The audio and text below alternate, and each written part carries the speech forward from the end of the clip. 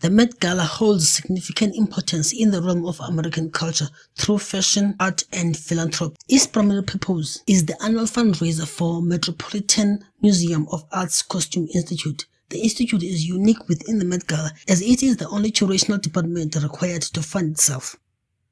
The substantial funds raised directly support the Costume Institute's exhibition, research, acquisition, and preservation of its vast collection of historical and contemporary fashion. This allows the Institute to continue its vital preservation of American culture. What fascinates me is how America is structured when it comes to its culture, hence the global influence as a modern empire.